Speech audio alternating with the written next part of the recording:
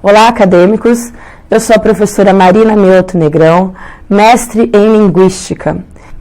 Esse livro vai falar sobre algumas regras, alguns conceitos, algumas teorias ligadas ao ensino de língua portuguesa.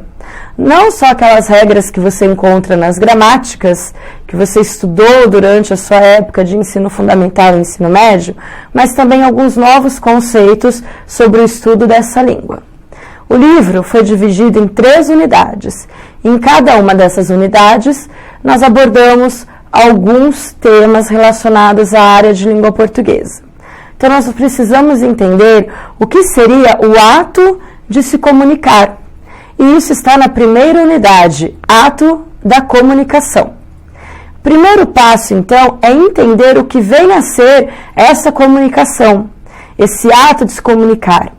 E aí, para que fique claro para você, acadêmico, a comunicação é o que nós estamos fazendo neste momento.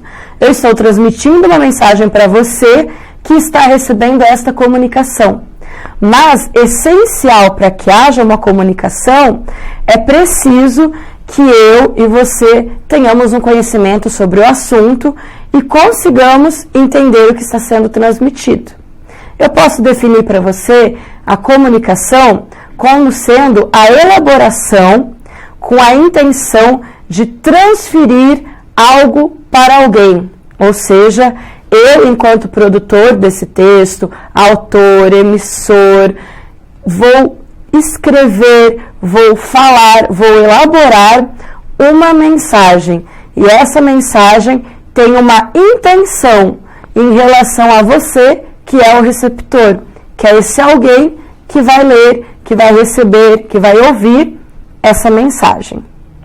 E precisa que essa pessoa que receba esse texto tenha capacidade de agir sobre esse texto, porque a comunicação consiste naquilo que eu, enquanto transmissor de mensagem, estou levando até o meu receptor, mas eu preciso daquela pessoa que recebeu a mensagem agindo sobre as informações, ou seja, trazendo para dentro do texto as informações que ela tem sobre determinado assunto. Você pode estar se perguntando, mas e se eu não conheço esse assunto? Mas algum conhecimento prévio te trouxe até esse material. Então, não é possível que você não consiga compreender. Você precisa olhar para aquelas informações que estão no texto. No caso da nossa apresentação sobre o livro, você precisa olhar para essas informações, ouvir as informações com bastante atenção e trazer os seus conhecimentos para esse texto. É isso que nós chamamos de ato de comunicação. Eu, enquanto emissora, estou transmitindo uma mensagem, tenho a intenção de que vocês compreendam o que está passando e, além disso, preciso que você, enquanto acadêmico, haja sobre essas informações, reflita e interaja sobre elas. Um outro momento é nós compreendermos o que é texto, já que ato de comunicação é elaborar uma mensagem, é preciso entender que essa mensagem vem em formato de texto. Nós estamos fazendo um texto oral, ele está sendo verbalizado oralmente, mas existem textos escritos, e esses textos também são comunicação. No comecinho da nossa aula, eu fui apresentando para vocês, durante a minha fala, alguns elementos para a comunicação desse texto. Nós falamos em emissor, em receptor, em mensagem, e isso, na área de língua portuguesa, é denominado como elementos da comunicação. E nós temos o emissor, o código, o canal, a mensagem, o receptor e o referente. Todos esses 6 elementos fazem parte do ato da comunicação. E todos eles precisam estar bem conectados para que essa comunicação tenha uma reflexão dos interlocutores. Então, vamos compreender assim. Para que um texto esteja bem elaborado e haja um ato de comunicação, é preciso que o emissor elabore uma mensagem ao receptor com um código que seja comum a essas duas pessoas que estão interagindo nesse discurso, para que haja o ato de comunicação. E além disso, é preciso que tanto o receptor quanto o emissor trabalhem o referente dessa mensagem, ou seja, a intenção, as informações que estão nessa mensagem. A referência é a informação que precisa ser comunicada. Tratando ainda desses elementos da comunicação, eles vão nos levar a um conhecimento importantíssimo para texto, que é aquele conhecimento que está ligado a essa intenção de quem transmite a mensagem. Nós chamamos isso de funções da linguagem. A minha intenção tem uma função em relação a essa mensagem que será transmitida. E aí nós temos funções ligadas a cada um desses elementos da comunicação. São elas: função emotiva, que vai procurar atingir você, receptor, mostrando nesse texto as emoções, as sensações do autor. Nós podemos dizer aqui que na função emotiva é preciso prestar atenção no eu lírico do texto, ou seja, na mensagem que está sendo transmitida através do autor. A segunda função é a função apelativa. Essa é mais fácil de ser observada. Normalmente ela está nas propagandas televisivas, nos outdoors, nos panfletos, ou seja, a função apelativa, ela quer trazer até você, receptor, uma intenção de convencimento. Eu quero convencer o meu interlocutor tanto de uma ideia sobre algum tema, algum conceito, quanto a adquirir, a comprar um determinado produto. A terceira função é chamada de função fática.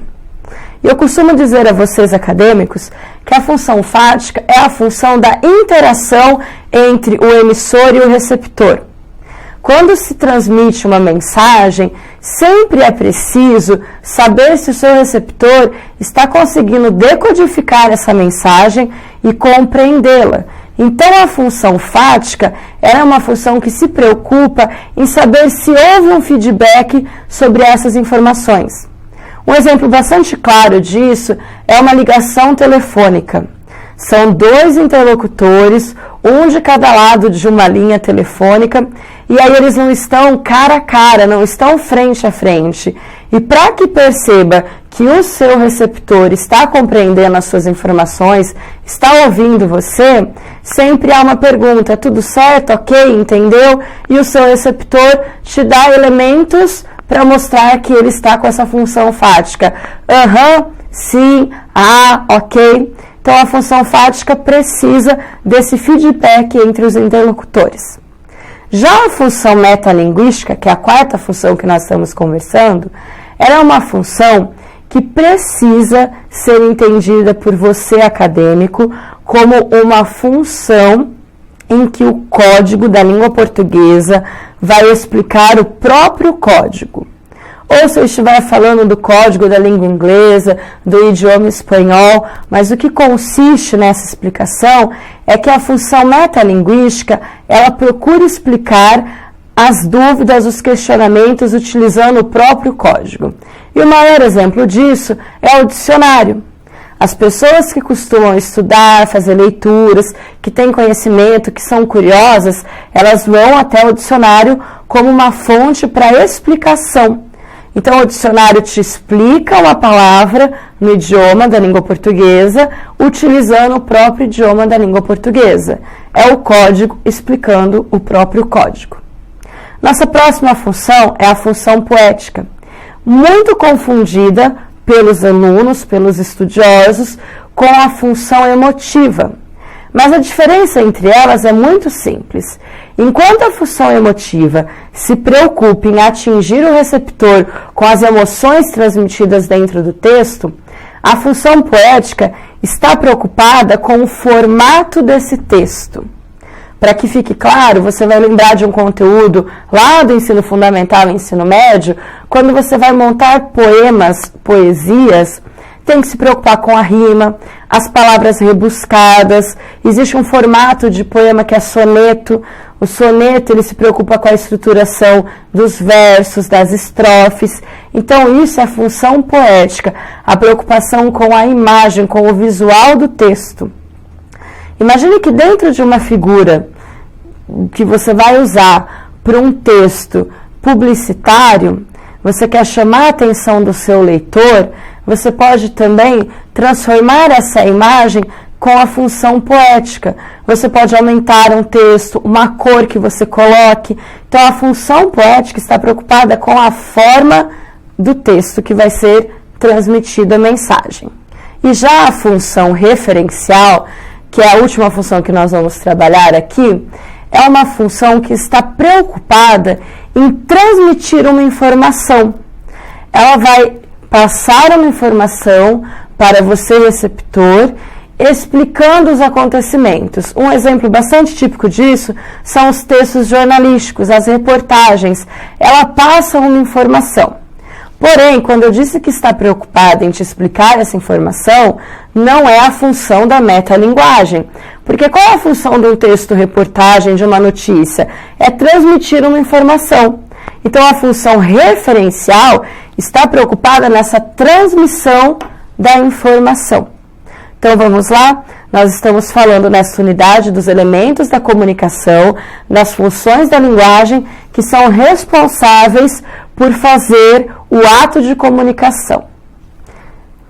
Outro ponto importante é que nós precisamos entender que esses textos são elaborados de 3 formas. Eu posso trabalhar textos que vão transmitir mensagens através de um emissor para um receptor, que precisa se preocupar com os fatos que estão sendo contados, narrados.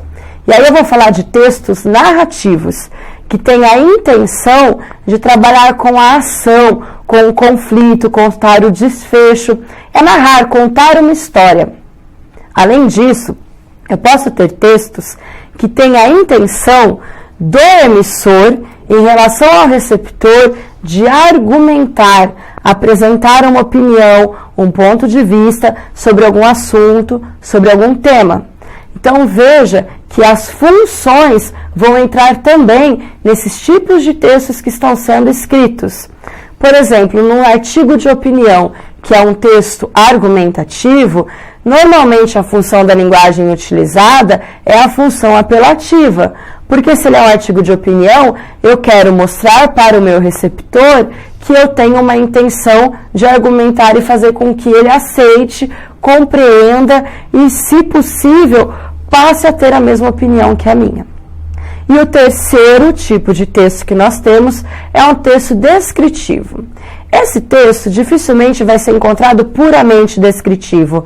Normalmente ele estará inserido num texto narrativo ou em um texto dissertativo, porque ele está preocupado em apresentar as informações de forma detalhada para você, receptor. No caso, é uma descrição de ambientes, de personagens, de características, de detalhes. Então, nós temos 3 formas de elaborar os textos, dependendo da intenção. Ou ele é narrativo, ou ele é argumentativo, ou ele é descritivo. E aí, a partir disso, nós vamos passar para a segunda unidade do texto. Qual é a segunda unidade do texto? É aquela unidade que vai tratar em si dos sistemas de comunicação e do que é texto. Além de nós entendermos essas funções, as estratégias textuais, agora nós vamos entender o texto e os sistemas de comunicação. Então, no primeiro momento, é preciso você compreender que nós estamos trabalhando com vários tipos de linguagens textuais. Porque o que é texto? Texto é tudo aquilo que as pessoas elaboram para transmitir informações e essas informações precisam ser refletidas por quem as recebem. E aí, o elaborador dessas informações, o autor do texto, ele trabalha com gamas de linguagem. E nós temos na língua portuguesa 3 grandes linguagens. A linguagem verbal, a linguagem não verbal e a linguagem que nós chamamos de mista. E é bastante simples compreender isso. O que seria uma linguagem verbal? É aquela que vai utilizar as palavras, o léxico da língua portuguesa ou da língua inglesa, ou seja, vai ser a elaboração de um texto que vai transmitir uma mensagem e vai utilizar as palavras de um idioma. Já a linguagem não verbal é aquela que não utiliza o verbo, mas não o verbo, aquele que indica ação, estado ou fenômeno da natureza, o verbo falando de palavra. Então, a linguagem não verbal, ela vai utilizar imagens, símbolos para transmitir a informação. No livro, nós utilizamos as imagens das linguagens de sinais voltadas para a área de trânsito. Então, são as placas de trânsito. Por exemplo, você tem uma seta virada à direita com um cruzamento vermelho nela. Ali significa que é proibido virar à direita. Mas isso não está com linguagem verbal, está apenas um símbolo que é interpretado, decodificado pelo receptor. E aí nós temos a terceira linguagem, que é a linguagem mista. O que é a linguagem mista? É a junção da linguagem verbal e da linguagem não verbal para a elaboração de um texto. E aí eu posso trabalhar com imagens, com figuras, com símbolos e utilizar a linguagem verbal, que são as palavras, para a explicação ou então para as inferências em relação àquelas imagens. Tudo isso vai implicar no sentido que o receptor vai fazer desses textos, inclusive no sentido que o emissor quer passar. Lembra? O emissor escreve uma mensagem com uma intenção. E aí nós temos dois principais sentidos, o sentido conotativo e o sentido denotativo. O que seria isso? Acadêmico, entenda que todo texto é dotado de sentidos. E aí o sentido conotativo é o que nós conhecemos por sentido figurado, não aquele sentido real, literal, que o autor quer transmitir na mensagem. Um exemplo muito forte disso são aquelas frases feitas que nós chamamos de ditados, de frases utilizadas de formas informais, como, por exemplo, a clássica, água mole em pedra dura, tanto bate até que fura. Você não está querendo passar para o seu interlocutor que a água, por ser mole, bate numa pedra e vai furar a pedra. Não, você tem um sentido por trás disso. Então, isso é sentido conotativo. Já o sentido denotativo é o que nós chamamos de sentido literal, o sentido real daquela informação. Aí sim, talvez seria a ideia de que o seu emissor quer transmitir a ideia de que a água é mole e bate numa pedra dura. Isso seria a linguagem denotativa. Volto a dizer que aqui nós teríamos o exemplo do dicionário. O dicionário apresenta o sentido real das palavras utilizadas nas linguagens para a elaboração dos textos. Fazendo link com sentidos, fazendo link com elementos, figuras de linguagem e também com os tipos de linguagem utilizadas, nós precisamos compreender que todo texto tem vozes dentro dele, tem outros textos que podem fazer com que o interlocutor compreenda esse texto. E aí uma linguagem bastante técnica da área da língua portuguesa é a linguagem do intertexto, chamado de intertextualidade. O que é intertextualidade? É quando eu tenho dentro de um texto, na leitura de um texto, a atribuição de sentidos ou até mesmo de outras partes de textos dentro desse texto para a formulação do sentido dele. Vejamos assim, existe no nosso livro a chamada de uma música para que você compreenda este conteúdo de intertextualidade. Nós utilizamos uma música bastante conhecida na língua portuguesa do cantor Zé Ramalho. Essa música, ela fala da questão da relação entre homens e mulheres e o que isso pode causar na humanidade, na sociedade, na convivência entre eles. E aí nós temos a intertextualidade desse tema com relações a Miguel de Cervantes, a questões da mitologia, a questão da Guerra de Troia, porque a Guerra de Troia disse que ela iniciou com a fuga de Helena, de Menelau. Então vão entrar todas essas palavras que nós chamamos de intertextualidade. Então entenda, a intertextualidade é a junção ou de ideias ou de partes do texto dentro de um novo texto. E aí, como nós estamos falando de língua portuguesa, estamos falando de funções da linguagem, de elaboração de textos, para que haja uma comunicação bastante perfeita, nós temos que trabalhar a parte gramatical. Nesse ponto, nós vamos trabalhar com as regras. E precisamos que vocês, acadêmicos, e nós, também enquanto professores e usuários da língua, do idioma português, tenhamos uma noção muito clara do novo acordo ortográfico.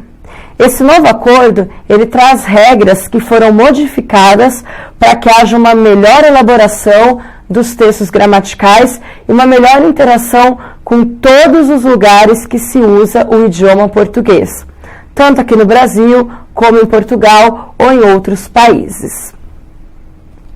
E nós terminamos a segunda unidade do livro utilizando essas regras gramaticais do novo acordo ortográfico. Para iniciar a nossa terceira unidade, nós vamos trabalhar com a organização de tudo isso que foi estudado na primeira e na segunda unidade. E aí nós vamos voltar a falar de texto. Então a nossa terceira unidade chama-se Organização das Ideias na Construção do Texto, ou seja, para que esse texto tenha sentido. O que são os implícitos textuais? São esses sentidos que é preciso que o interlocutor compreenda dentro do texto. Nós temos dois principais, o que nós chamamos de pressupostos e de subentendidos. Então imaginem assim, o autor elabora uma frase, elabora uma oração, um parágrafo, e ele tem uma intenção em cima dessas informações. Então pense que todas essas informações são dotadas de pressupostos e de subentendidos. O que seria isso? Os subentendidos talvez seja mais fácil de você, acadêmico, compreender, porque subentendido é tudo aquilo que o autor quer que você compreenda na leitura do texto, mas que não está ali de forma clara, explicada para você de forma explícita. São as entrelinhas do texto que você, enquanto leitor, precisa compreender. Os pressupostos já são aquelas informações que vão costurar a veracidade das informações explícitas dentro do texto. Por exemplo, eu digo para você, João melhorou. O pressuposto para essa frase é de que João estava doente e melhorou. Então, pressupõe-se que ele estava doente para ter melhorado. Ou que ele não estava bem, estava sentindo alguma coisa, mas que ele melhorou. O subentendido vem com a construção de todas as outras informações. Por exemplo, por que ele melhorou? Porque ele procurou um médico, porque ele procurou uma ajuda. Algo fez com que você entendesse que para que ele tenha melhorado, ele precisou procurar alguma coisa, seja um remédio, seja uma palestra, seja um filme, ou simplesmente porque nas situações do dia a dia isso foi se prorrogando e foi fazendo com que ele melhorasse. Ok? Outra parte bastante importante para se compreender a unicidade de sentidos dentro do texto, além de conseguir interagir com os pressupostos e os subentendidos, é entender a função daquele sujeito dentro do texto. Como assim? É a ideologia que o sujeito vai trazer para dentro do seu texto. Toda pessoa que escreve um texto e toda pessoa que lê ou ouve um texto, essa pessoa é dotada de ideologia, que são os seus conhecimentos de mundo. E essas ideologias estarão nos textos elaborados, seja texto escrito ou texto oral. Ideologias são os conceitos que vão influenciar nas informações colocadas dentro do texto. E aí, tanto o sujeito que age quanto o sujeito que recebe a informação tem as suas ideologias, e os pressupostos e subentendidos vão partir de todas essas ideias que foram formuladas pelo conhecimento de mundo. E aí, para essa elaboração toda, nós temos discursos dentro do texto. Esses discursos são dotados das informações ideológicas de quem elaborou o texto. Então, nós temos a informação ideológica lúdica, que é aquela que o leitor vai fazer a leitura, vai compreender, mas o autor não dá uma abertura para que ele coloque as suas ideias dentro do texto. Quando nós falamos da leitura da ideologia polêmica, usando a linguagem polêmica, já significa que o autor do texto dá uma abertura para que o interlocutor interaja dentro desse texto. E aí, por último, nós temos a linguagem do discurso autoritário. O que é isso? O autoritário é aquele que impõe as ideias e não dá abertura tanto como no discurso lúdico como no polêmico. O lúdico e o polêmico têm uma pequena abertura para que haja uma interação. Já o autoritário não tem. E para finalizar essa nossa parte, nós trabalhamos na terceira unidade com outras regras gramaticais que não são as regras que estão sendo trabalhadas só no novo acordo ortográfico. Aqui são aquelas regras que vão ajudar na elaboração das orações para que o texto tenha um conteúdo de fácil compreensão, para que o seu ato de comunicação seja eficaz. E aí nós trabalhamos com concordância verbal e nominal, uso dos pronomes, regência nominal e regência verbal, uso dos acentos indicativos de crase, sinais de pontuação e noções de análise sintática. Essa parte da regra gramatical, que segue a norma padrão, porque toda a linguagem é dotada de entendimentos de regras voltadas à norma padrão, ela está colocada para você, acadêmico, para que haja uma melhor elaboração desse texto, para que essa comunicação seja melhor apresentada, tanto pelo emissor quanto pelo receptor. Espero que a partir de todas essas instruções, de todos esses conteúdos, conceitos e regras, você se torne o melhor usuário da língua portuguesa, porque é preciso compreender que nós estamos em um país que tem como língua materna, língua mãe, o idioma português. Então é preciso ter o domínio desse idioma para que depois você tenha domínio de todos os outros. Muito obrigada pela participação.